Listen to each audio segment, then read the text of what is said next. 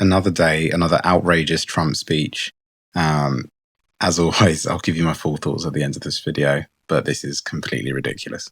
Aliens are pouring into Europe. Nobody is ever, and nobody's doing anything to change it, to get them out. It's not sustainable. And because they choose to be politically correct, they're doing just absolutely nothing about it. And I have to say, I look at London, where you have a terrible mayor, terrible mayor, and it's been so changed. Now they want to go to Sharia law, but you're in a different country. You can't do that. Both the immigration and their suicidal energy ideas will be the death of Western Europe if something is not done immediately. This cannot be sustained. What makes the world so beautiful is that each country is unique.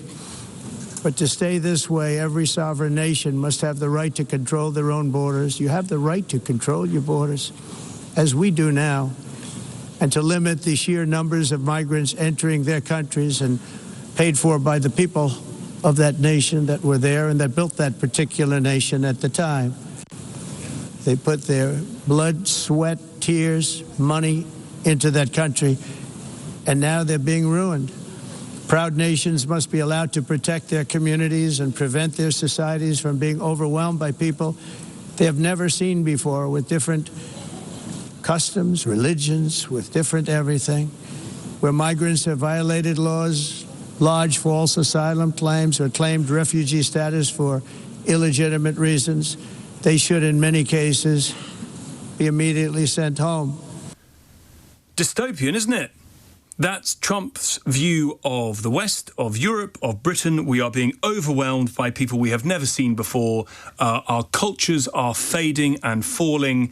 Sharia law is taking over, whether it's in London or the UK. I'd like you to hazard a guess at how many Sharia courts, Sharia councils, Sharia tribunals are, broadly speaking, because it's hard to get a absolute direct number on it, but broadly speaking, how many of those do you think exist in Britain at the moment, at this present day moment, to the extent that we are being, quote, taken over by Sharia law? What do you think? 200, 300, 700?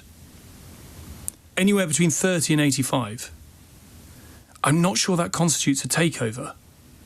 Now, to have religious councils, courts that fall out of a prescribed worldview of a particular religion about how to live your life, enforced by the tenets of that religion, is not something that is just true of Islam. It's true of Judaism as well.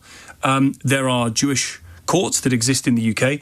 They too are subjugated in that sense by British law. British common law is the law.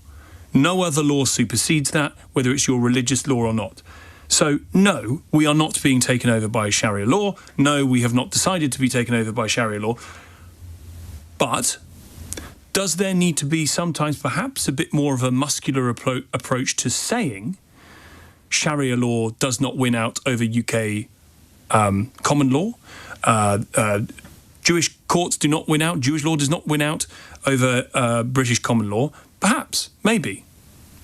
But I think this rhetoric, this dystopian worldview that Europe is falling, civilization is heading one way, and we're in some sort of scrap for our very existence, civil war is coming, that's too rich for my blood. I know it's very easy for me to say, because you're going to say, oh, middle class. I don't see it. I see areas of the country that have changed demographically very quickly. I see parts of the country that don't look like the areas that they looked like 50 years ago, 30 years ago even. And I get that. And for people who live in there or have had families there, that is concerning, because you didn't vote for it. But I think this talk of being taken over by Sharia law, that we are being overwhelmed by people we've never seen before, just isn't accurate and isn't all that helpful. A spokesperson for Sadiq Khan has told us this: "We are not going to dignify his appalling and bigoted comments with a response. London is the greatest city in the world, safer than major US cities, and we're delighted to welcome the record number of US citizens moving here." Oh, so they did. They did then dignify his appalling and bigoted comments with a response. But there we go. We asked for it, so we've been given it. Right. So Trump somehow views Britain as some sort of post-apocalyptic wasteland being taken over by aliens, which is a really dehumanizing way to just talk about people who aren't from the country they're migrating to. And this idea that we're being taken over by Sharia law is just, I just don't see where this rhetoric comes from. You know, as the host on LBC mentions, you know, there's 30 to 85 such councils in the entire country, which is like claiming you're being invaded by an army of about 50 people. And Trump's opening about aliens pouring into Europe is just, it completely captures the way this guy thinks, right? He's not talking about immigration policy or integration challenges. He's just painting a picture of civilization under siege and democracy crumbling. And it's just fear-mongering tactics that's just what he does. And people buy into it, which is the saddest part of it.